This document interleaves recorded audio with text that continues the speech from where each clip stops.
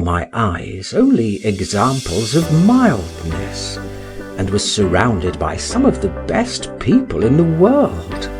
My father, my aunt, my nurse, my relations, our friends, our neighbours, all I had any connection with, did not obey me, it is true, but loved me tenderly, and I returned their affection. I found so little to excite my desires, and those I had were so seldom contradicted that I was hardly sensible of possessing any, and can solemnly aver I was an absolute stranger to caprice until after I had experienced the authority of a master.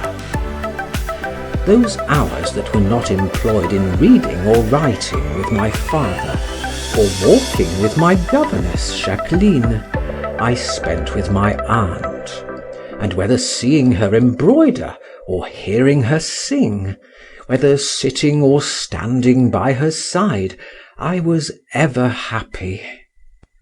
Her tenderness and unaffected gaiety, the charms of her figure and countenance, have left such indelible impressions on my mind, that her manner, look, and attitude are still before my eyes.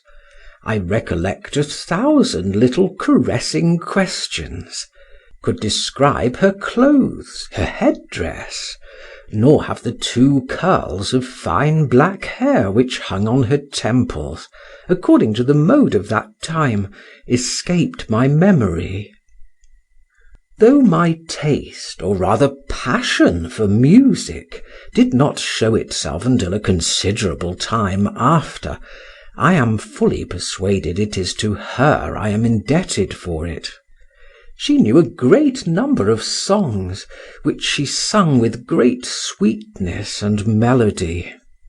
The serenity and cheerfulness which were conspicuous in this lovely girl banished melancholy, and made all round her happy.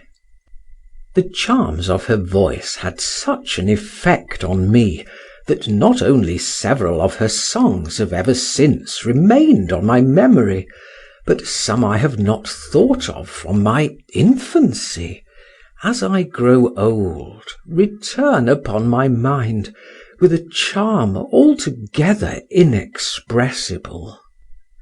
Would any one believe that an old dotard like me, worn out with care and infirmity, should sometimes surprise himself weeping like a child, and in a voice querulous and broken by age, muttering out one of those airs which were the favourites of my infancy?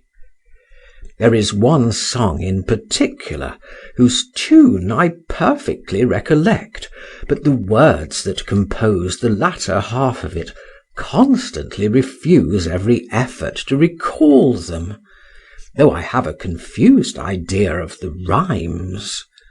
The beginning, with what I have been able to recollect of the remainder, is as follows: Tircis, je n'ose écouter ton chalumeau sous leurs mots, car on en cause déjà dans notre amour.